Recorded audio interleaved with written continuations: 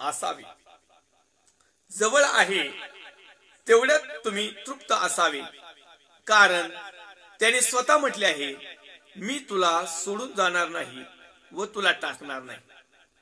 म्हणून आपण धैर्याने म्हणतो, प्रभू मला सहाय्य करणार आहे, मी भिणार नाही, मनुष्य माझे काय करणार. हे नुसतं म्हणायला नाही. अनेक धार्मिक लोक आहेत ना, ज्याला धार्मिक म्हणतात ना, धार्मिक, अति धार्मिक, फाजील धार्मिक, प्रभू माझ्या बरोबर आहे. अरे मग प्रभू मग तुझ्या बरोबर आहे तर का चिंता करतो, का काळजी, का दगदग, का द्रव्याचा लोभ धरतो. असं नाही की प्रभू तुम्हाला परत देणार नाही. परमेश्वराचं वचन आधी अनेक बिलीवर्स भावांना, बहिणींना, आई वडिलांना समजलेलंच नाही. विहवन देवाच्या सेवकांना समजलं नाही. सगळ्यात पहिला मुद्दा की जे देवाची सेवा करणारी जे पोट भरू आहेत ना, यांना पहिली गोष्ट ख्रिस्त समजलेलाच नाही. ही सत्यता आहे. आणि ही जर ताबडतोब त्यांनी सुधरून घेतली तर निश्चित त्यांचं भलं आणि चांगलं आणि आशीर्वादित आणि सार्वकालिक वतनाची ते वाटेकरी होतील. अन्यथा नरकदंड आणि अधोलोक तुमच्या आणि माझ्यासाठी ठरलेलं आहे. कारण देवाचं वचन फक्त बिलीवर्स भाऊ बहीण आई वडिलांना सांगण्यासाठीच नाहीये, ते सगळ्यांनी पाळण्यासाठी. जो सांगणार आहे त्यांनी तर पहिलं पाळायला पाहिजे. सांगणाऱ्याला काय उचलली जीभ लावली टाळ्याला, त्याला काय लोकांना चांगलं सजेशन द्यायला त्याचे काय बापाचं जातंय. तो धना चांगल्या गोष्टी सांगून मोकळा होतो. परंतु ऐकणाऱ्याने काय करायचं. मग या ठिकाणी सांगणारा पहिल्या प्रथम या वचनाचं आचरण करणारा असावा, पहिला मुद्दा. दुसरी गोष्ट, ज्यांच्या कानावर ते गेलेलं आहे त्यांनी ते विश्वासाने स्वीकारून त्याप्रमाणे आचरण करणारे असावेत. इब्री लोकांना परमेश्वराचा सेवक प्रेषित पौल साहेब बोध करतो, इशारे देतो, फरक सांगतो, पुढाऱ्यांची निष्ठेविषयी बोलतोय, अनेक व्यवहाराविषयी बोलतोय. आज आम्ही इब्री लोकांचं पत्र अध्याय क्रमांक 13 ची जर हेडलाईन्स पाहिली ना, हेडलाईन्स, तर ते हेडलाईन्स अशी आहे, व्यवहारोपयोगी बोध, व्यवहारोपयोगी बोध. आम्ही जे व्यवहार करतो ना त्याच्यात बोध काय दिलंय, बंधू प्रेम टिकून राहो. आम्ही तर बंधू प्रेमाचा फालुदा करून टाकला. अतिथी प्रेमाचा विसर पडू देऊ नका. आज आमच्याकडे अतिथी लय कमी झाले, कारण तेने करून कित्येकाने देवदूताचे आतिथ्य नकळत केले आहेत. पुढे तो लिहित आहे, बंधनात पडलेल्या बरोबर तुम्ही बंधनात आहात असे समजून त्यांची आठवण करा. आपणही देहात आहोत म्हणून पीडितांची आठवण ठेवा. इथं आम्हीच पीडित झालो तर लोकांना काय आठवण ठेवायची. ही एक सत्य परिस्थिती आहे. आम्ही व्यवहार उपयोगी म्हणजे आम्ही जीवन जगत असताना कशा प्रकारे जीवन जगलं पाहिजे असं प्रेषित पौल इब्री लोकांच्या इब्री जे लोकांची मंडळी जी आहे त्या लोकांना तो सांगत आहे. याचा अर्थ असा नाही त्यांना सांगतो, तो आजही आम्हाला सांगत आहे. देवाकडून आलेला निरोप, देवाकडून आलेला बोध, पवित्र आत्म्याकडून आलेलं मार्गदर्शन यासाठी की तुमची आणि माझी जीवन जगण्याची जी पद्धत आहे ती देवाला आवडणारी असावी आणि त्या माध्यमातून आमच्या जीवनामध्ये आशीर्वाद, तृप्तता, लक्की, समाधान, भाग्यशालीपणा, आमच्या जीवनाचं सार्थकता, आमची धन्यता आम्हाला मिळावी आणि आम्ही हे इथलं जीवन जे आहे हे जीवन देखील सालस मनाने जगावं आणि येणाऱ्या युगाची जी आम्ही आशा ठेवत आहोत किंवा वाट पाहत आहोत किंवा त्यामध्ये आमची एंट्री असावी असा आमचा तुमचा माझा जो विश्वास आहे त्या विश्वासाला तडा जाऊ नये म्हणून आम्हाला बऱ्याचशा गोष्टी शोधणं, पाहणं, भेटल्यानंतर त्यामधलं सत्य शोधून काढणं, त्यावर चिंतन मनन अध्ययन करणं आणि जे वापरण्यास योग्य आहे, आचरणास योग्य आहे, धार्मिकतेस योग्य आहे अशा गोष्टीचं पालन करणं, त्यावेळेस आमचे आशीर्वाद आमच्याकडे सुरू होतील. आणि म्हणून 5व्या वचनामध्ये आज जे चिंतन मनन अध्ययनाचं जे वचन आहे आपलं, तुमची वागणूक द्रव्य लोभा वाचून असावी. आमचं वागणं, उठणं, बसणं, चालणं, राहणं द्रव्य लोभा वाचून असावी. द्रव्य लोभ, द्रव्य वाचून असावी असं नाही. कारण पैशाशिवाय जगातली कुठलीच गोष्ट विकत घेता येत नाही, विकत देता येत नाही. द्रव्याशिवाय कुठल्याच गोष्टीचं आमचं शारीरिक संगोपन होणार नाही.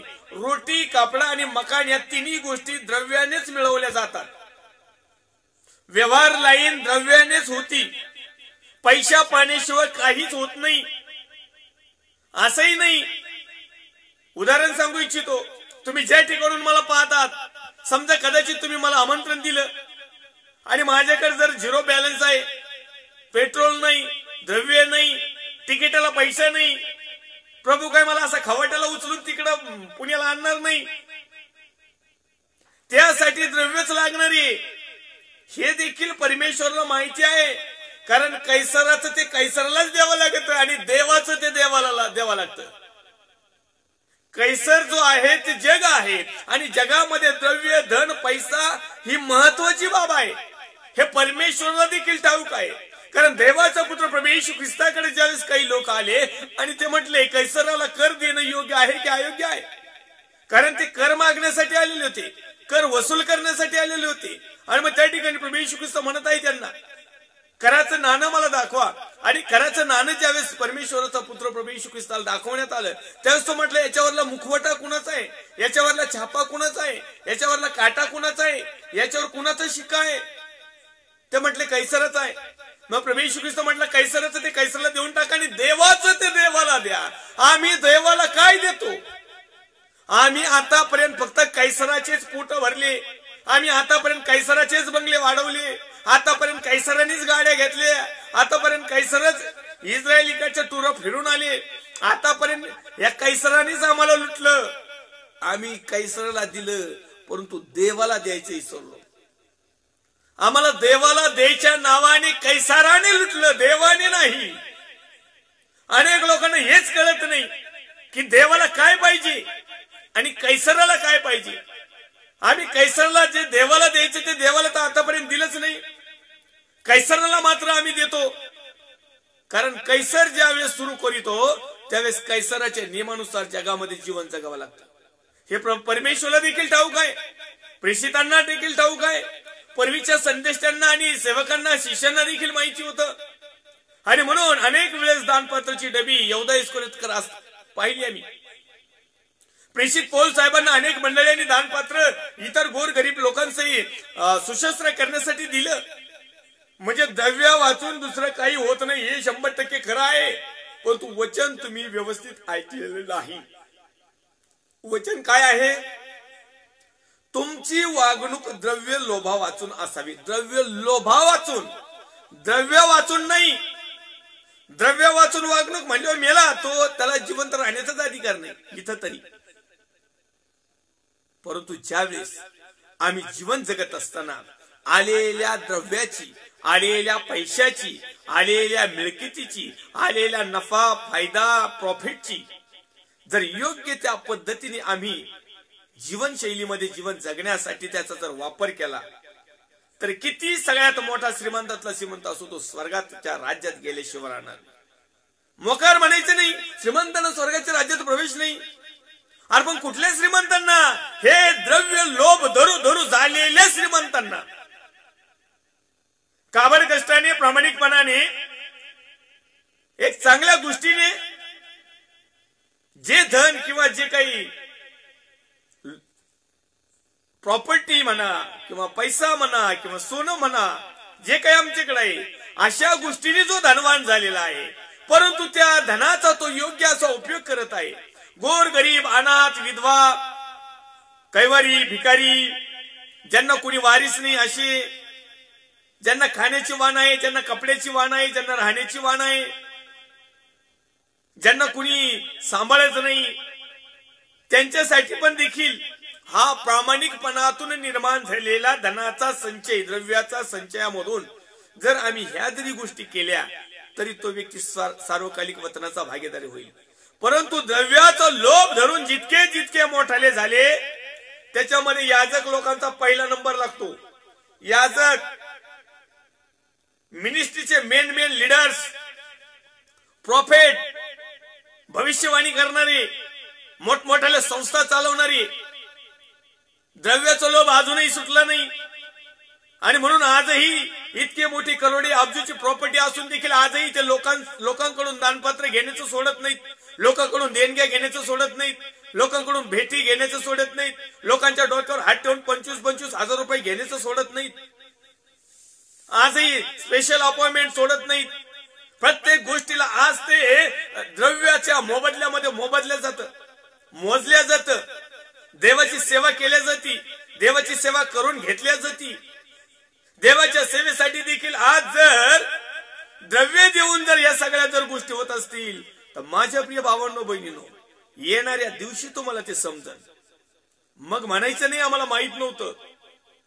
तुमचं जगणं, माझं जगणं, जगाचं जगणं द्रव्य वाचून होणार नाही हे 100% खरं आहे. परंतु द्रव्य लोभा वाचून 100% जगू शकतो आम्ही. द्रव्याचा लोभ न धरता आम्ही जगू शकतो. जे आणखी हाव आणि हाव करतात आणि लोभ धरून बनावट गोष्टी करून, खोटं नाटक करून, पाप करून, दुष्कृत्य करून, देवाचे आज्ञाविधी नियम तोडून जर आम्ही द्रव्य कमवत आहोत, जमवत आहोत, तर अशा लोकांना समाधान नाही. असे लोक इथेही समाधानी नाही, इथेही आशीर्वादित नाही, इथेही तृप्त नाही, इथेही त्यांचं जीवनाचं सार्थक झालं नाही आणि पुढेही होणार नाही. भरपूर प्रॉपर्टीचं तोंडच वाकडं, भरपूर प्रॉपर्टी तर काही खायचंच नाही, भरपूर प्रॉपर्टीचं नुसतं गोळ्या आणि इंजेक्शनवरच जगायचं. काय त्याची जी नाही त्याच आहे काय सुख, शांती, आनंद? परमेश्वरापासून काय ऐश्वर्य आहे तुमच्याकडे? जगापासून तुम्ही ऐश्वर्य निर्माण केलेलं आहे. जगातल्या ऐश्वर्यामध्ये तुम्ही जगत आहात आणि त्याच्यातच उड्या मारित आहात आणि उड्या जरी मारित आहात तर एवढ्या तरी नाही मारित. आमच्यासारखा सर्वसाधारण व्यक्ती ज्या वेळेस प्रामाणिकपणाने कामकाज करतो आणि जे काय आम्हाला द्रव्य मिळतं त्यात आम्ही समाधान मानतो, हे आमचं खरं समाधान, ही आमची तृप्तता. भले रोटी रुखी सुखी जरी खाल्ली तरी आम्ही समाधानाने झोपतो. तुम्हाला काही जरी दिलं तर इंजेक्शन दिल्याशिवाय तुम्हाला झोपा येत नाही, ही सत्यता. आणि तिथं तर काही इंजेक्शन देऊन झोपायची गरज नाही. तिथं रात्रंदिवस 24 आवर्स युगानुयुग त्या अग्नीच्या जिभा किंवा त्या नरकाच्या यातना किंवा त्या अधोलोकाचं दुःख किंवा अधोलोकाच्या पीडा भेटतील. ह्या तुम्हाला आणि मला भेटू नये. येणाऱ्या दिवसामध्ये आणि सध्या आम्ही जे जीवन जगत आहोत त्या जीवनामध्ये आम्ही प्रामाणिकपणे सत्कृत्य करीत. कारण बरेचशा लोकांनी सत्कृत्य सोडून दिलं. बरेचसे लोक सत्कृत्य करतात परंतु सत्कृत्य कसं करायचं हे लोकांना अजून समजलेलं नाही. तो चॅप्टर जर आम्ही पाहिला तर बंधू प्रेम टिकून राहू. आम्ही बंधू प्रेम ठेवतो पण आज बंधूचा गळ्याने केसानी गळा कापितो. आज बंधू प्रेम राहिले नाही. पुढे तो लिहित आहे, अतिथी प्रेमाचा विसर पडू देऊ नका. अतिथी ओळखीचा नसलेला व्यक्ती. बऱ्याच पूर्वीच्या काळामध्ये आमच्या जुन्या पूर्वजांच्या काळामध्ये देवदूत येत होते आणि अनेक लोकांना देवदूताचं त्यांनी स्वागत केलं. अनेकांनी देवदूतांना हकलून दिलं. बऱ्याचशा गोष्टी घडलेल्या त्याची उदाहरण आहेत. आता आपला विषय तो नाही. कारण तेने करून कित्येकाने देवदूतांचे आतिथ्य नकळत केले आहे. देवदूतांचं आतिथ्य केलंय. आता देवदूताचं जाऊ दे, आता देवदूत नका का उतरणार. तुमच्यामध्ये देवाचा आत्मा आहे, समोरच्या मध्ये देवाचा आत्मा आहे. तर आम्ही सर्वसाधारण देवदूताला नाही परंतु देवालाच नाकारत आहोत. देवाचं अस्तित्व किंवा देवाचं आमच्यामध्ये आतिथ्य कळत न कळत आम्ही नाकारत आहोत. काहींनी केलं आहे. आता काही लोकांनी या वचनाचा अर्थ घेतला आणि आओ जाओ घर तुम्हाला कुणाचंही स्वागत करायला सुरुवात केली. आणि मग अनेकांच्या घरात देवदूताच्या ऐवजी भूतच आली आणि मग ते भूत आल्यावर लागला थय्यक थत्ता व्हायला तिथं. अनेक लोक म्हणतात, हो आम्ही इतकं आमच्या घरी कुटुंबामध्ये याजक पास्टर यांना बोलवतो, प्रॉफेट यांना बोलवतो, त्यांना काय काय करून घालतो. कधी आम्ही त्या हॉटेलचं थोबाड नाही बघितलं, त्या हॉटेलमध्ये त्यांना पार्टी देतो. आमच्या लेकरा बाळाला कधी एवढा खर्च नाही केला तेवढा त्यांना खर्च करतो. तरी आम्ही आज असमाधानकारक का? तरी आज आमची भरभराट का नाही? तरी आज आमचा द्रव्याचा संचय का नाही? आम्ही तर कुणाला टोप्या मारल्या नाही. आम्ही तर कुणाचं लुटलं नाही, आम्ही कधी कुणाच्या द्रव्याचा लोभ धरला नाही, आम्ही आमच्या काबड कष्टावर सगळं काही कमवत आहोत. आम्ही आमच्या परिस्थितीमध्ये जीवन जगत असताना आम्ही अनेकांना देवाच्या गौरवासाठी, देवाच्या शुभवर्तमानासाठी, देवाच्या सत्यासाठी, देवाच्या प्रचारासाठी, प्रसारासाठी, सुवार्थेसाठी अनेक वेळेस आम्ही आमची मूठ त्या धान्य भांडारात किंवा त्या मंदिराच्या दानपेटीत किंबहुना याचकांच्या बायबलमध्ये झाकू झाकू दिल्या नोटा. बायबल तशी बंदच नाही करीत. काही काहींची फॅशन आहे. प्रार्थनेला गेलं ना असं बायबल घेतलं ना कधी त्यांनी, असं बंदच नाही करायचं. मग आपण ओळखून जायचं, अरे बंद का नाही करीत? मग त्याच्यात हळूच अशी एखादी नोट ठेवली का मग ते बंद करतात, मग प्रार्थना करतात. हाय द्रव्याचा लोभ नाही तर काय झालं. ना शास्त्र बघ वाचून बंद कर आणि ठेव पवित्र शास्त्र. जो देगा उसका भी भला, जो नाही देगा उसका भी भला. पण असं नाही, आम्ही इतके काही लाजा सोडून दिलेले आहेत काही लोकांनी, ते घेतल्याशिवाय हालतच नाही. मला सांगायला देखील लाज वाटती, खेद वाटतो, मला शरम वाटती. कारण मी पण एक याजकच आहे ना. माझ्या भावाची निंदा केली म्हणजे मी माझ्या स्वतःच्या थोबाडीत मारून घेतल्यासारखं आहे. पण हे करणं गरजेचं आहे, हे सांगणं गरजेचं आहे. जोपर्यंत या गोष्टी आम्हाला समजत नाही तोपर्यंत आमचे आशीर्वाद आमच्या जागेवर येत नाहीत. कारण अनेक लोकांनी काय केलेलं आहे, बंधनात पडलेले आहेत. बंधनात पडलेल्या लोकांना आम्हाला बाहेर काढायचं आहे, तर आम्हीच बंधनात पडत आहोत. बंधनात पडलेल्या बरोबर तुम्ही बंधनात आहात असे समजून त्यांची आठवण करा. आपणही देहात आहोत म्हणून पीडितांची आठवण ठेवा. आम्ही पीडिताची आठवण ठेवतो का? पिडलेले, जखडलेले, बंधनात आलेले, आजारात असणारे, त्रासात असणारे, गरिबीत असणारे, कपड्याची वाण असणारी, पोटाची खळगी भरण्यासाठी भुकेची वाण असणारी, राहण्याची वाण असणारी, सर्व बाजूनी कंगाल असणारी, यांची आठवण येते का आम्हाला? आता टायकोड घातलेल्या फॉर्च्युनर गाडीवाल्याला तुम्ही लोकांना याजनी पैसे काढू त्यांच्यात ट्रान्सफर करतात. लाजा वाटत नाही का तुम्हाला? तुम्ही देवाचं वचन फॉरवर्ड करताय, देवाचं वचन पाळता का? देवाच्या वचनाची तुम्ही पोरेस करता. तुम्हाला द्यायला कुणाला लावलंय, तुम्ही देता कुणाला? मग आशीर्वाद तुमचे कसे जागेवर राहतील?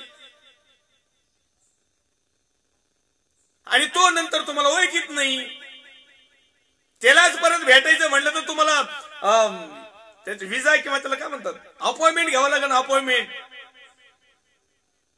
तेच एखाद्या गरीबाला केलं ना तो स्वर्गाच्या परमेश्वराचा गौरव करील आणि स्वर्गाचा परमेश्वर त्याच्या बदल्यामध्ये तुम्हाला आणि मला आशीर्वादित करील. स्वर्गाचा परमेश्वर तुम्हाला आणि मला तृप्त करील. ते आमचं दान वायाला जाणार नाही. पण या भामट्यांना दिलेलं दान मात्र तुमचं आणि माझं तुम्हालाही नरकात घेऊन जाणार आहे. आणि ज्याला दिलंय तो तर 100% जाणार, त्याच्यात वादच नाही. कारण सगळ्याचं मूळ जे आहे वाईट ते द्रव्याचं लोभ आहे.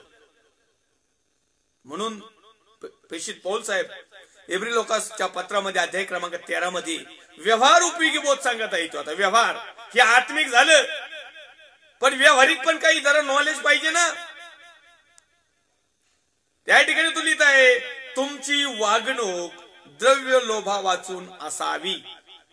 द्रव्य लोभ नकोय. आमचं वागणं उठणं बसणं द्रव्य लोभा वाचून असावं. आज आम्हाला सांगणारेच द्रव्य लोभ, तोच येतानीच तो लोभ धरूनच येतो. याला जावा गाणू या गावात, तिथं 2-4 घर डासाळू, येता दुसऱ्या गावाला एक चक्कर मारू, तिथं 2-4 डासाळू, असं करीत करीत घरी जाऊ. देवाची सेवा राहते बाजूला या, आणि हे याची सेवा चालू होती. हे सगळं द्रव्याचा लोभ असल्या कारणाने एका घरात दानपात्र मिळालं तर 4 घरच्याला सोडून दे ना. नाही, तसं नाही जमणार.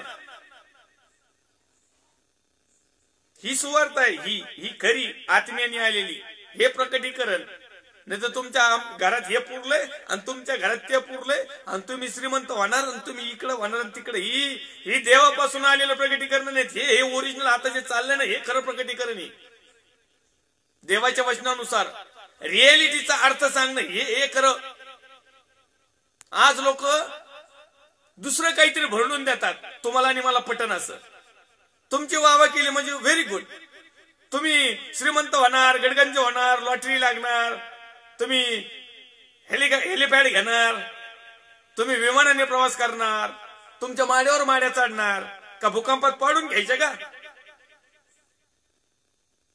तुमची वागणूक द्रव्य लोभावाचून असावी. आणि ज्यावेळेस तुमची वागणूक द्रव्य लोभावाचून असावी ना, तर तुम्ही एअरपोर्ट खरेदी करा ना स्वतःच्या हिमतीवर. तुम्ही 7 मजली नाही, जेवढ्या मजले बांधता येईल तेवढ्या बांधा ना, पण तुमच्या हिमतीवर, लोकांच्या नाही.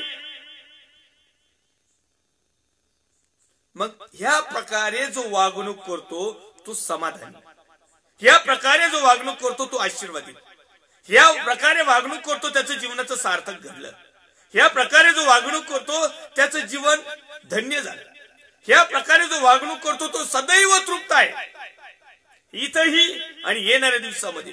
आणि म्हणून तो म्हणतोय की इब्री लोकासपत्र अध्याय क्रमांक 13 वचन क्रमांक 5 मध्ये तुमची वागणूक द्रव्य लोभा वाचून असावी.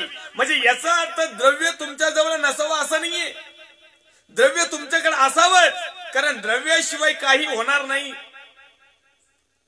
पैशाशिवाय मनीशिवाय काहीच होणार नाही. ते म्हणतात काहीतरी एक आहे, नो मनी तो पुसाना कोणी. पैसे नसल्यावर कुणीच विचारत नाही,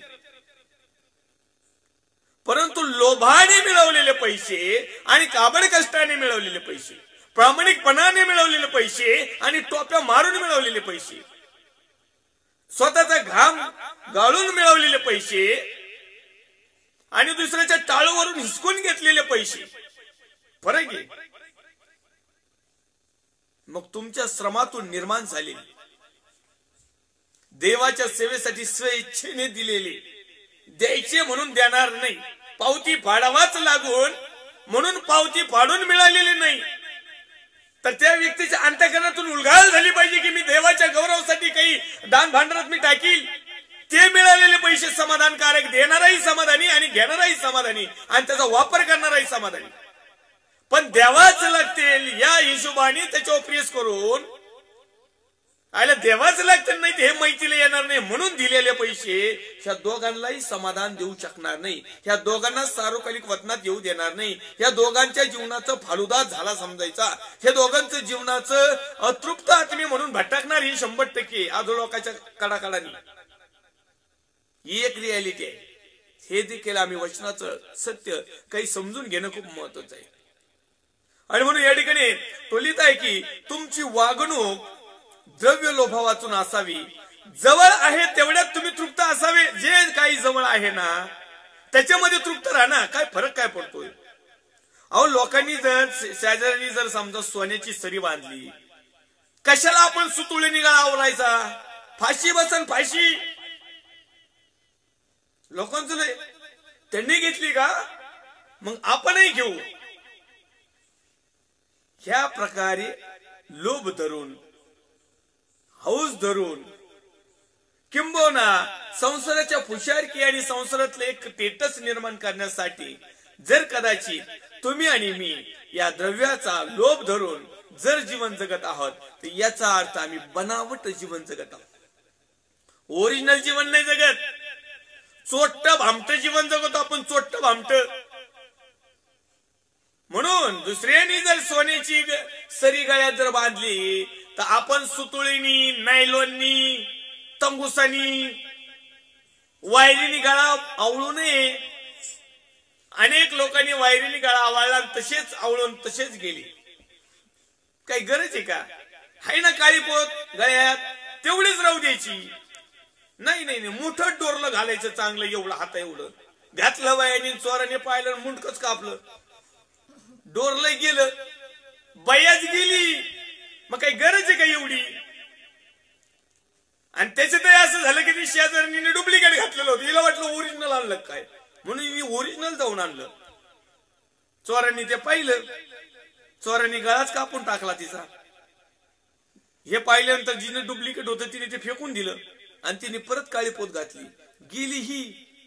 म्हणून दुसऱ्याने सोन्याची सरी गळ्यात बांधली, म्हणून आपण केसानी, दोरीनी, जर्मल, पिताळ, लोखंडानी, काचानी आपला गळा बांधू नये. जेवढं आहे तेवढ्यातच तृप्त असावं.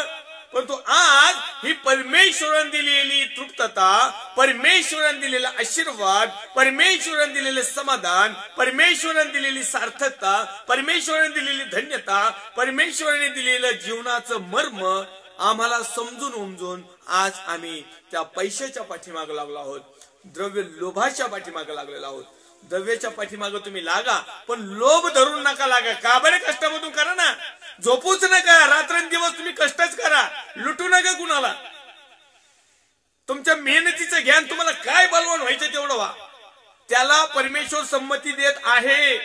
तो किती गडगंच श्रीमंत झाला ना, पण त्याला जर याची जर जाणीव असेल आणि त्या द्रव्याच्या कशा प्रकारे त्यांनी ते मिळवलेला आहे आणि तो कशा प्रकारे त्याचा खर्च देखील करीत आहे, कशा प्रकारे तो अतिथी भव, प्रेम भव, बंधू भव, हे सगळ्या गोष्टी ज्यावेळेस करतो ना, त्यावेळेस तो देखील सार्वकालिक वतनाचा वाटेकार राहील. अनेक लोक नुसतं टोमणं देते, श्रीमंताला स्वर्गाच्या राज्यात प्रवेश नाही. आम्ही पाठीमागच्या भागामध्ये पाहिलंय, सत्कृत्याविषयी तुम्ही श्रीमंत व्हा, सत्कृत्याविषयी तुम्ही धनवान व्हा. आमच्याकडे काय आहे का एखादं चांगलं सत्कृत्य? आता हे देवाचे सेवक या ठिकाणी आपल्याला सातत्याने पास्टर सुभान रक्ते साहेब आहेत, लाईव्हला आपल्याला कायम जोडतात. लातूर भागामध्ये अनेक कितीतरी 40 दिवसापर्यंत किंवा 40 दिवसापेक्षा जास्त त्यांनी गोर गरीब, अनाथ, विधवा, ज्यांना अन्नाची गरज आहे, ज्यांना ज्या ज्या गोष्टीची गरज आहे, त्यांच्या चर्चच्या माध्यमातून, त्यांच्या वैयक्तिक जीवनाच्या माध्यमातून, त्यांच्या फ्रेंड सर्कलच्या माध्यमातून म्हणा, किंवा तेथील कुणी त्यांचे स्नेही असतील, जे मदत करणारे असतील, त्यांच्या माध्यमातून काय ना जे काही सत्कृत्य केलंय, बिगर लोभा वाचून, त्याच्यात काही लोभ नाही, मग अशांची प्रशंसा परमेश्वर करतो. लोक आम्हाला नावं ठेवणं तर काही करू, मी त्या पळक साहेबांना सल्यूट करतो, प्रेज लॉर्ड. ही सत्यता आहे. द्रव्य लोभा वाचून जीवन जगणं. आम्हाला मिळून तर नाही मिळू, आम्हाला राहू तर नाही राहू, आमचे लेकरा बाळाला खालचा भात जरी मिळाला तरी चालेल, ही अशी ज्यावेळेस आमच्या मनाची धारणा होती, हे ज्यावेळेस आम्ही जीवन जगायला सुरुवात करतो ना, त्यावेळेस खरं समाधान. काही नाही उरलं तरी समाधान करणं. अनेक लोक भुकेल्याची भूक जाणली, अनेक लोक तृप्त झाले, हेच तृप्त, हेच समाधान. याच्यापेक्षा काही समाधान पाहिजे? लाख रुपये दिले तरी त्यांना तेवढं समाधान होणार नाही जितका एखादा गरीब अनाथ ऐन टायमाला त्याला जे भुकेला वेळ मिळाला आणि त्यांनी तो जेवण केलं आणि तो तृप्त झाला आणि त्यांनी देवाच्या नावाचा महिमानी गौरव केला. सगळ्यात मोठं श्रेय, सगळ्यात मोठा आशीर्वाद, सगळ्यात मोठं धन, सगळ्यात मोठा पॉवर, सगळ्यात मोठी त्याच्यातून मिळणारी त्याला सार्थकता किंवा त्यातून मिळणारा जो आशीर्वाद, त्यातून मिळणारी पुण्यही, ही त्या साहेबांच्या खात्यावर पडली किंवा ज्यांनी ज्यांनी ते कार्य केलं त्यांच्या खात्यावर पडली. आणि त्यांनी जर पातेलच घरी उचलून नेलं असतं किंवा त्याच्यातले ते मटेरियलच मेन मटेरियलच काढून घेतलं असतं, मग हे स्वर्गाच्या राज्यातून कनेक्शन फिरलं असतं. ही एक सत्यता आहे. कारण मी नाव घ्यायला कुणाचंच घाबरत नाही. जो चांगलं करतो त्याला सॅल्यूट घेऊन नाव करतो आणि जो चांगलं करत नाही त्याचाही सॅल्यूट घेऊनच त्याचं काम करतो. हे देवाच्या वचनामध्ये. कारण सत्य सांगण्यासाठी प्रशंसा करा. तुम्ही जे चांगले आहेत त्यांचे चांगलं म्हणा, त्यांना शाबासकी द्या, प्रशंसा करा, वाहवा करा, परमेश्वराच्या नावामध्ये त्यांना परमेश्वराकडे त्यांचं सुपूर्त करा. परमेश्वराने आणखीन अशा चांगल्या गोष्टी करण्यासाठी त्यांना सहाय्य मदत करू यासाठी प्रार्थना विनंती करा. परंतु जे काही असे द्रव्याचा लोभ धरून काही गोष्टी करणारे जे लोक आहेत, मग त्याच्यात विश्वासणारे असतील, गैरविश्वासणारे असतील, राष्ट्रीय असतील, परराष्ट्रीय असतील, याजक असतील, पास्टर असतील, फादर असतील, जे काही कोणी असतील, गै केल्या जाणार नाही. हे माझं मत नाही, परमेश्वराचं मत. म्हणून आम्ही व्यवहार उपयोगी कसं जगायचं, कसं राहायचं याची जाणीव आम्हाला व्हायला पाहिजे. इब्री लोकासपत्र अध्याय क्रमांक 13 आणि वचन क्रमांक 5 मध्ये तो म्हणत आहे, तुमची वागणूक द्रव्य लोभा वाचून असावी. वागा ना द्रव्य लोभा वाचून. अहो द्रव्य तर तुमच्याकडे आहे, तुम्ही तर ते मिळवित आहात आणि तुम्हाला त्याच्याशिवाय मला त्याच्याशिवाय जगणं कठीण होईल हे पण खरे. पण जे आहे तेवढं तृप्त म्हणा ना. बाकीच्या गोष्टीची कशाला हाव करता, हाव पड्यासारखं. जवळ आहे तेवढा तुम्ही तृप्त असावी. पुढे तो लिहित आहे, का तृप्त असावं त्याचं कारण पण आहे. आता समजा ना आपला बिलिव्हर्सपणा, आपला धार्मिकपणा, ह्या गोष्टीवर. कारण त्याने स्वतः म्हटले आहे मी तुला सोडून जाणार नाही व तुला टाकणार नाही. मग ज्यांना ज्यांना असं वाटतं ना प्रभूने मला सोडलेलं नाही, प्रभूने मला टाकलेले नाही, हे वचन माझ्यासाठी आमीन आहे. माझ्या प्रत्येक गोष्टीला परमेश्वर जबाबदार आहे. माझ्या प्रत्येक चिंता आणि काळजी किंवा मला येणाऱ्या समस्या किंवा मला येणारा प्रॉब्लेम, मला येणारे जे काही दुःख किंवा जे काही पीडा किंवा जे मला काही जे हवा आहे ना टाइम टू टाइम, तो माझा परमेश्वर माझ्याच जवळ आहे. त्याने मला टाकून दिलेलं नाही, त्याने मला सोडूनही दिलेलं नाही आणि तो माझ्यापासून लांब पण नाही. तो येऊन ते काम करील. ज्याची खात्री ज्या मनुष्याला आहे ना तो द्रव्याचा लोभ नाही धरीत. बाकीचे जे भामटे ना त्यांना वाटतं जाऊ दे आता प्रभूच्या नावाने घेऊ, प्रभू नंतर भेटतोय नाही भेटतोय काय सांगता येतोय कुठं बिजी जर राहिलं तर. कारण आपण हे अशी कुटाने करतो पालथे, आपण हे लोटालोटीचे कामं केले आतापर्यंत, आताही करीत आहोत आणि इथून पण करणार आहे. कारण सगळे आपल्याला आपल्या पचनी पडलेत, आताडे कातडे आपले डुप्लिकेट पानांनी भरलेत. वचन डुप्लिकेट, प्रोफेसी डुप्लिकेट, भविष्यवाण्या डुप्लिकेट, चर्चे डुप्लिकेट. अहो तुम्ही माणसात डुप्लिकेट, तुम्ही परमेश्वरचे नाहीतच. मग यांना वाटतो आताच घ्या, परत पुढचा समय भेटतोय नाही भेटतोय, एकदाच कापा आलाय बकरात, घ्या कापून त्याला तुम्ही इथं कापता पण तुम्हाला तिथं अधोलोक 100% मोठा सुरा लावतील. हे पण विसरू नका. हे कुणाचंही काम. तर यामध्ये तो जो लिहित आहे ना की तुमची वागणूक द्रव्य लोभा वाचून असावी, जवळ आहे तेवढ्याच समाधान किंवा देवळ आहे तुम्ही तृप्त असा. कारण काय आहे की त्याने स्वतः म्हटलंय, परमेश्वरने म्हटलंय की मी तुला सोडून जाणार नाही, म्हणजे परमेश्वर माझ्याजवळ आहे. आणि मग ज्या अर्थी हे स्वतः द्रव्य लोभ धरतात याचा अर्थ त्यांचा खात्री नाही, त्यांची विश्वास नाही, त्यांचं श्रद्धा नाही आणि त्यांची एवढी गॅरंटी वॉरंटी नाही किंवा त्यांना तेवढा कॉन्फिडन्स नाही किंवा त्यांनी त्यांच्या सेवेवर म्हणा किंवा विश्वासावर म्हणा किंवा जगण्यावर त्यांची स्वतःचीच खात्री नाही. कारण त्यांना असं वाटतं की परमेश्वराने आम्हाला सोडून दिलाय, परमेश्वराने आम्हाला टाकून दिलाय. म्हणून आपण धैर्याने म्हणतो प्रभू मला सहाय्य करणार आहे, मी भिणार नाही. मनुष्य माझे काय करणार, काय करणार आहेत तुम्ही, काय करणार आहेत माझं किंवा मी तरी काय करणार आहे तुमचं, तुमचं माझं आणि अख्ख्या जगाचं जे काही करायचं अधिकार आहे तो परमेश्वरचा आहे. आणि मग तो परमेश्वरचं वचन सांगतंय की जर तुम्हाला आशीर्वादित जीवन जर जगायचं असेल, जर तुम्हाला समाधानाचं जीवन जगायचं असेल, जर तुम्हाला सामर्थ्याचं, अभिषेकाचं, शांतीचं, कृपेचं, आनंदाचं, भरभराटीचं, वैवाटीचं, त्याचप्रमाणे एक चांगल्यातल्या चांगलं, उत्तमातलं उत्तम, आत्मिक, धार्मिक, शैक्षणिक, सार्वजनिक, सामाजिक, राजकीय जेवढ्या काही पद्धती आहेत जीवन जगण्याच्या, या सगळ्यामध्ये जर तुम्हाला समाधान, आशीर्वाद, तृप्तता, भाग्यशालीपणा, धन्यता, सार्थकता, लक्की तर व्हायचं असेल तर तुम्हाला द्रव्य लोभा वाचून जीवन जगावं लागेल. द्रव्याबरोबरच जीवन जगा, पण लोभा वाचून 30 रुपयाचा लोभ त्याला लागला आणि त्याने तुमचा आणि माझा उद्धार करता प्रभू येशू ख्रिस्ताला धरून दिला. तो एवढंच करेल. 30 रुपयाची नाणी, 30 शेकेल नाणी, 30 चांदीचे नाणी, त्याचा लोभ त्याला दाखवला. तुमचा माझा जगाचा उद्धार करता परमेश्वर, त्याचा पुत्र प्रभू येशू ख्रिस्त याला धरून देशील तर आम्ही तुम्हाला 30 नाणी देऊ, 30 रुपये देऊ, 30 किकार देऊ. ते काय आकडा असेल तो, याला धरून दे, याला धरायची आयडिया सांग, याचं ठिकाण सांग. आजही आम्ही काय केलेले, ह्या लोभा वाचून जे जीवन जगणारे आहेत किंवा लोभ धरून जीवन जगणारे आहेत, ह्या लोकांनी आजही प्रभू येशू ख्रिस्ताला दररोज आणि दररोज वधस्तंभावर रोज किती रोज जितक्या वेळेस देवाचा सेवक द्रव्याचा लोभ धरून काम करेल तितक्या वेळेस तो यहूदा इस्करियोतचाच खानदानीतला. बस त्याची खानदानाची सगळी जेवढी खानदान आहे ना, हे द्रव्याचा लोभ धरून सेवा करणाऱ्याची खानदान ही सगळी यहूदा इस्करियोतची खानदानी. आणि जसा पोट फुटून मिळाला, मला नाही वाटत की स्वर्गाच्या राज्यात असून तो नरकाचं राज्य त्याला जागेवर भेटलं बघायला. अधोलोकासारखं दुःखाचं, पीडाचं, पोट होऊन फुटणं, आताड्या बाहेर पडले असतील, जे बाहेर पडली असेल, तुम्हाला वाटतंय का चांगलं मरण मारला असेल तो? त्याच्यात तो पैसे घेऊन परत गेला त्या कैसराकडे. त्या कैसराला म्हणलं नाही नाही, माझ्या जिवंत उद्धार करत्याला मी धरून दिले, सगळ्यात मोठं मी पाप केलंय, मला पैशाताप होतोय. ते म्हणले जाऊ पण मोठं जाळ होतोय तिकडं, तुझ्या स्वामीलाच तू ओळखलं नाही, तू आम्हाला कशी ओळखणार?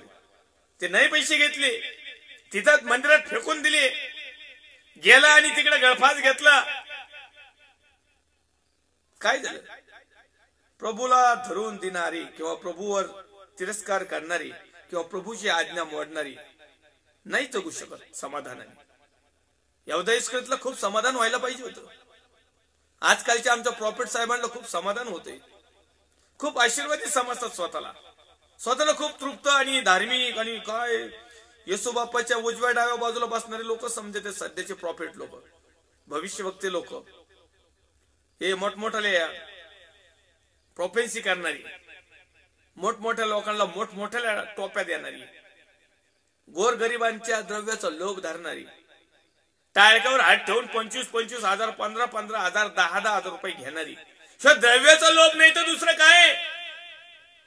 का तुमच्या संस्था डब घाईत आल्यात का? एवढ्या अनेक दिवसापासून, अनेक वर्षापासून करोडो अब्ज रुपयाची प्रॉपर्टी तुमच्याकडे सीबीआयच्या धाडी पडतात अँटी करप्शन वाल्याच्या, तरी आजही तुम्हाला द्रव्य लोभ आहे, तरी तुमचे डबडे आहेत गोरगरिबांच्या घरात, पात्रेचे डबडी. याच्यामध्ये टाका, कॅलेंडरचे पैसे द्या, डबड्याचे पैसे द्या. अहो कवर द्रव्याचा लोभ धरता तुम्ही? एक सत्यता आहे. आणि म्हणून जे साधे बिलिओस भाऊ बहीण आई वडील जे आहेत ना, जे आता मला पाहत आहेत, तुम्ही जसे आहेत तसे जगा, तुम्ही स्वर्गाच्या राज्याच्या वारीस आहात. पण जर का तुमच्यामध्ये परत एकदा तर द्रव्याचा लोभ चालू झाला, मग म्हणायचं नाही I am child of Jesus Christ, holy guide, काय काय लोक लय वेगवेगळे नावं टाकीतात. काय इंग्लिश नावं टाकीतात, मध्ये कन्नडी घालितात, मध्ये इब्री घालितात, काय सांगतात, काय म्हणतात, काय बोलतात, काही कळतच नाही. फक्त छाप करायची, छाप. हे अशा छापीचं जीवन जे आहे ना, ह्या लोकात छाप खाणं चालेल मग तिथं. ही एक वस्तुस्थिती. मेसेज जरा थोडासा तेडा मेडा नाही, क्रॉस म्हणजे कनेक्ट लागणार आहे, तो इथं घुसणार आहे डायरेक्ट, आर पार छेदून फेदून मज्जा संतू तांदे काय असते नऊचे हाडकं हुडकं जेवढे सांडे बिंदे जेवढे असतील ना, आर पार छेदून पार जाणार आहे. आणि तो गेलाही पाहिजे आणि तो स्वीकारलाही पाहिजे आणि त्याप्रमाणे परिवर्तन देखील केलं पाहिजे, तर खऱ्या अर्थाने तुम्ही आणि मी सार्वकालिक वतनाचे खरे वाटेकरी. आणि म्हणून पौल साहेब लोकांच्या पत्रामध्ये लिहित असताना अध्याय क्रमांक 13ची हेडलाईन्स तो लिहित आहे, व्यवहार उपयोगी बोध त्यांनी केलेला आहे की बंधू प्रेमात टिकून राहा, बंधू प्रेम करा, अतिथी प्रेमाचा विसर पडू देऊ नका. आम्ही फक्त मोठ्या लोकांचंच प्रेम स्वीकारतो, मोठ्या लोकांनाच आपल्या घरी आमंत्रण असतं, तळागाळाच्या लोकांना नसतं. आम्ही मिटिंग मोठ्याच लोकांची ठेवतो, काही डबूला देतात का ते आपल्याकडूनच घेऊन जातील भिकारी सारे. एखादा मोठा व्यक्ती आहे का त्यांनी मिटिंग ठेवली एखाद्या छोट्या खेडेगावात आणि त्यांनी त्या छोट्या पाळक साहेबांना 2-4 लाख रुपये दिलेत? आहे का दानत त्यांची अशी? असा एखादा इंटरनॅशनल लेवलचा माणूस आहे का एखाद्या तालुक्याच्या खेडेगावात आलेला आहे तिथं 5-6 लाख रुपये देऊन गेला? कर ना तिथं येऊन देवाची सेवा. तुम्ही ते खेडेगावात मिटिंगला येत नाही काय? तिथं येड्या बाबरीच्या काट्यात नेऊन हाणतील लोक, याची भीती का? हे पण सत्यता आहे. या ना म्हणा, तुम्हाला लय देवाची आत्मे चालू लय उतू येतो ना, तुमचा पवित्र आत्मा लय वाहतो ना, असा या खेडेगावानी या, तिथं मोठमोठ्या सभा भरवा. आणि आतापर्यंत जेवढ्या लोकांकडून लुटलंय ना, तेवढ्या लोकांचं जेवढं डबुलं तुमच्याकडे साठलंय ना, हे द्रव्य लोभाने मिळवलेलं. जर तुमचं तारण साधवायचं असेल, जर तुम्हाला सार्वकालिक वतनाचं वाटेदार व्हायचं असेल ना, या मोठमोठ्या लोकांना, तुमच्यासाठी मी देवाचा आत्मा सांगतो या ठिकाणी, तर खेडेगावामध्ये या आणि तुमच्या प्रॉपर्टीतलं जे काही असेल ना, ते गोरगरीब खेडेगावामध्ये काम करणाऱ्या, जे प्रामाणिकपणे सत्य सेवा करणारे, जे द्रव्य लोभा वाचून काम करणारे सेवक, याजक, लीडर्स किंवा जे काही सर्वसाधारण बिलिओस भाऊ बहीण आई वडील आहेत ना, जे अनाथ विधवा पोरके किंवा ज्यांना खरोखर त्याची गरज आहे, अशांना देऊन जा ना. तुम्ही यांच्या पावत्या फाडीता, तुम्ही यांच्यावर टाकी तर आपल्या गावामध्ये मीटिंग ठेवायची, कमीत कमी 1000 रुपयाची पावती फाडावं लागेल. कशाला यांच्याकडून पावत्या फाडिता? ज्याची मीटिंग ठेवायची त्याच्याकडूनच पावती फाडायची. बघा तो येतोय का तुमच्या मीटिंगला, आणि नाहीतरी त्याला बोलून तुमच्या कोणत्या लय संजीवनाची लाट येते. एक सत्यता पार का, द्रव्य लोभ जो धरितो ना त्याची मीटिंग ठेवू नका, आणि त्याच्या मीटिंगलाही जाऊ नका, आणि त्यांनी केलेल्या फ्रीची काय ऐकू नका, आणि त्याचे चिन्ह चमत्कारही डुप्लिकेटच असणार. कारण देवाची आज्ञा मोडणारा कधी पण सार्वकालिक वचनातून येणारे आशीर्वाद देऊ शकत नाही. तो तुमचे घेऊन जाऊ तो, पण त्याच्याकडून काही मिळण्याची अपेक्षा करू नका. ही एक सत्यता आहे. हे व्यवहारिक, हे माझं मत नाही, हे इब्री लोकांचं पत्र अध्याय क्रमांक 13 मध्ये प्रेषित पौल साहेबांनी लिहिलंय. मी फक्त त्याला ट्रान्सफर केलंय. मला जसे देवाने शब्द पुरवले त्याप्रमाणे मी फक्त त्याचं विभाजन करून तुम्हाला सांगितलंय. हे माझं वैयक्तिक मत नाही. आपला काही प्रॉब्लेम नाही, आपली काही समस्या नाही. जे तुमच्या अधिकारी होते, ज्यांनी तुम्हाला देवाचं वचन सांगितले त्यांची आठवण करा. त्यांच्या वर्तणुकीचा परिणाम लक्षात आणून त्यांच्या विश्वासाचे अनुकरण करा.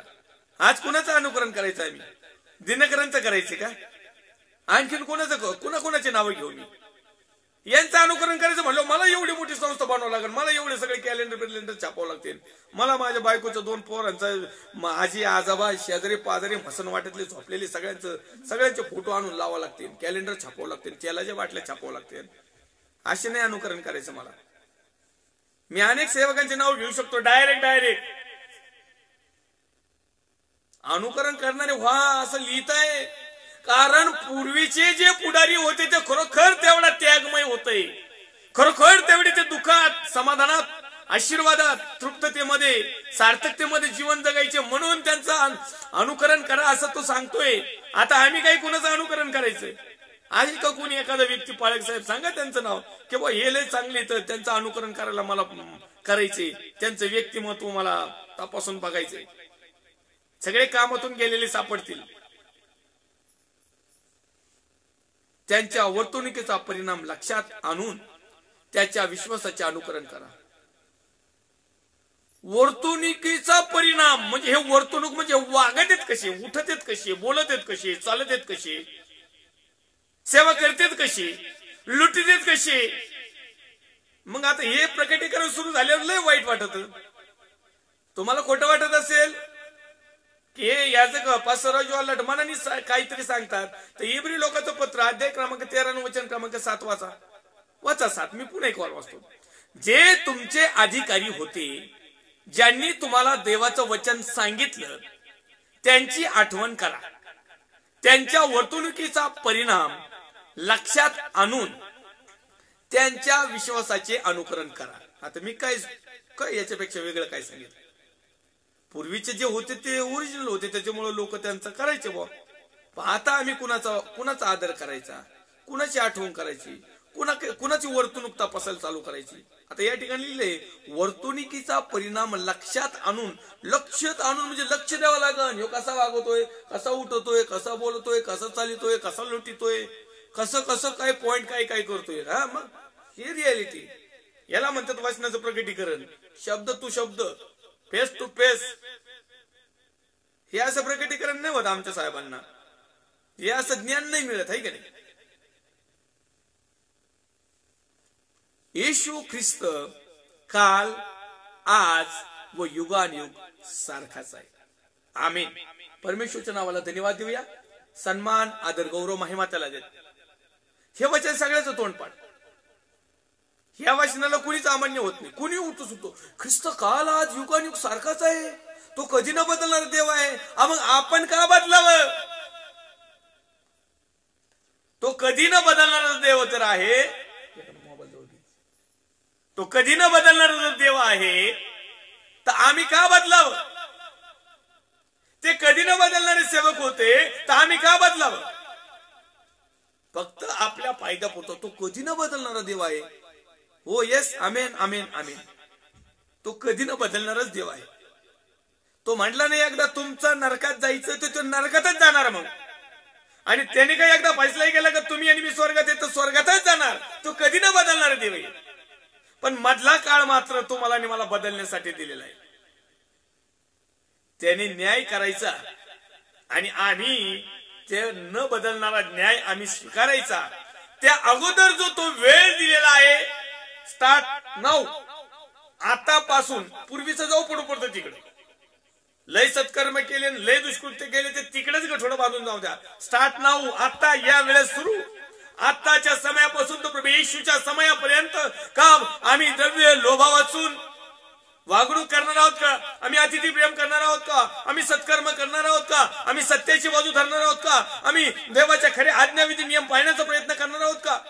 आज आम्ही संकल्प करायचा, आम्ही निर्णय घ्यायचा आहे, कारण त्याचा निर्णय होऊन चुकलेला असेल, कारण तो कधी न बदलणारा देव आहे. जर न्यायाच्या दिवशी जर त्याने तुमचा आणि माझा फैसला आणि न्याय करायला सुरुवात केली आणि कदाचित तुम्ही आणि मी जर नरकदंडाचे जर वाटेकरी होत असेल, असा जर आम्हाला अनुमान आणि अशी जर कृती जर त्या ठिकाणी येत असेल, तर आज न्याय होण्याच्या अगोदरचा जो समय तुम्हाला आणि मला त्याने दिलेला आहे, त्या समयामध्ये आज आम्ही बदलणं, नवीकरण करणं, परिवर्तन करून घेणं आणि त्याच्यामध्ये येणं महत्वाचं आहे. आतापर्यंत घडलेल्या आमच्या सर्व पापाची अपराधाची परमेश्वराकडे दया याचनाची क्षमा मागून आम्ही परमेश्वराच्या राज्यामध्ये त्याच्या वचनाप्रमाणे जीवन जगायला सुरुवात करणं हा सर्वात टर्निंग पॉइंट राहणार आहे.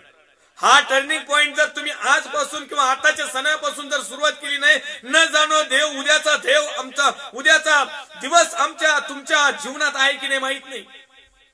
असाच एक व्यक्ती, मी एक छोटस उदाहरण सांगू इच्छितो. अनेक 10-12 वर्षापूर्वीचं ते उदाहरण आहे. आणि तो व्यक्ती म्हटलाय की या अमुक अमुक तारखेला जग बुडणार आहे, आणि आम्ही त्याची चर्चा केली, परंतु पवित्र शास्त्रामध्ये एका कोपऱ्याला आम्ही ती तारीख लिहून ठेवली होती, काय कुठल्या तारखेला जग बुडणार आहे असं हा मनुष्य म्हणत आहे. आणि मग ते ब्रदर जे होते ते माझ्याबरोबर सेवेला भजनाला इकडे तिकडे येत होते. आणि ज्यावेळेस ते मृत झाले त्यानंतर त्यांच्या घरातले अनबिलिव्हर्स होते, फक्त ते ब्रदर तेवढे फक्त बिलीव्ह करत होते. आणि म्हणून ते म्हटले की हे पवित्र शास्त्र तुम्ही घेऊन जा, किंवा आम्ही याला कुठंतरी टाकून देणार, आमच्या घरात नको आहे. आणि म्हणून त्या टायमिंगला ते पेज आम्ही उघडलं ज्यामध्ये दोरी टाकून ठेवलेली होती आणि त्याच्यावरती तारीख लिहिलेली होती की आज या तारखेला जग बुडणार आहे. आणि मग ती तारीख आणि त्याच्या डेटची तारीख एकच होती, सेम. त्याच्यासाठी त्या दिवशी ते जग बुडणार होतं असं त्याला आत्म्याने प्रकट झालेलं होतं. आणि पण त्याला सांगता येईना का मी मारणार आहे म्हणून, माझाच काम तमाम होणार आहे. तो म्हटलं जग बुडणार आहे. मग त्या भावासाठी त्या दिवशी जग बुडणार होतं. ही टायमिंग, हा वार, ही तारीख त्याला अगोदरच आत्म्याने सांगितली होती, फक्त त्याला कोडवर्ड मध्ये सांगितली होती की जग बुडणार आहे. मग उद्याचा दिवस माझ्यासाठी, तुमच्यासाठी, जगासाठी कसा असेल माहित नाही, परंतु न्यायाचा दिवस ज्यावेळेस येईल त्यावेळेस मात्र आम्हाला बदलण्याची संधी राहणार नाही. तो ख्रिस्त काल आज आणि युगानुयुग सारखाच आहे, तो कधी न बदलणारा देव आहे. हे जर आम्ही टार्गेट जर ठरलं तर आम्हाला आज बदलणं खूप महत्वाचं आणि गरजेचं आहे. म्हणून माझ्या प्रिय भावांनो, बहिणींनो, आईवडिलांनो, देवाच्या अभिषिक्त सेवक सेविकांनो, इब्री लोकांचं पत्र अध्याय क्रमांक 13 मध्ये व्यवहार उपयोगी म्हणजे आम्ही आमचं जीवन जगत असताना व्यवहारामध्ये कशा प्रकारे आमचं जीवन असावं. आणि म्हणून तो म्हणत आहे की बंधू प्रेमात टिकून राहा, अतिथी प्रेमाचा विसर पडू देऊ नका. त्याचप्रमाणे बंधनात पडलेल्याबरोबर तुम्ही बंधनात असे समजून त्यांची आठवण करा आणि पीडितांची आठवण ठेवा. लग्न सर्वस्वी आदरणीय ठेवा. अथरून सदा निर्दोष असा. जारकर्मी व्यभिचारी होऊ नका. त्याचप्रमाणे तुमची वागणूक द्रव्य लोभा वाचून असावी. जेवढा आहे तेवढा तृप्त असा, कारण तो आमच्या बरोबर आहे. आम्हाला ज्या वेळेस जे लागतं तो देणार आहे. आणि म्हणून आपण धैर्याने म्हणतोय की प्रभू मला सहाय्य करणार आहे, मी भिणार नाही. मनुष्य माझे काय करणार. परत जे अधिकारी आहेत त्यांची आठवण ठेवा. त्यांची वर्तणूक कशी ते पहा. चांगल्या वर्तणुकीचे अधिकारी असले तर अनुकरण करा. खराब वर्तणुकीचे अधिकारी असले तर डिसमिस करा, काही फरक नाही पडत. विश्वासाचं अनुकरण करा, पालन करा. परमेश्वर कधी न बदलणार देव आहे. येशू ख्रिस्त काल, आज व युगानुयुग सारखाच आहे. परमेश्वरच्या नावाला धन्यवाद देऊया. या ठिकाणी आपला वेळ झालेला आहे, आपल्याला या ठिकाणी थांबावं लागेल. पुढच्या लाईव्ह सेशनला पुन्हा एक वार इब्री लोकांचं पत्र अध्याय क्रमांक 13 वचन क्रमांक 9 पासून पुन्हा एक वार आमचे आशीर्वाद कसे रोखले जातात, आमचं समाधान कसं रोखलं जातं, आमचं तृप्तता कशी रोखली जाते, किंवा आम्ही का होत नाही, या विषयावर आपण या अध्यायापासून पुन्हा एक वार चिंतन मनन अध्ययन करणार. पुन्हा एक वार लाईव्ह सेशनला जोडलेले सर्व देवाचे अभिषिक्त सेवक सेविका, विश्वासणारे भाऊ बहीण, आई वडील, या प्रत्येकाचं मी पास्टर राजू अल्लाट अहमदनगर मधून मनापासून हार्दिक स्वागत करतो. तुमचे आभार देखील मानतो प्रभू येशू मध्ये. आणि एक प्रेमाचं एक आमंत्रण देतो की आजचा वेळ आहे, आम्हाला बदलायचं आहे.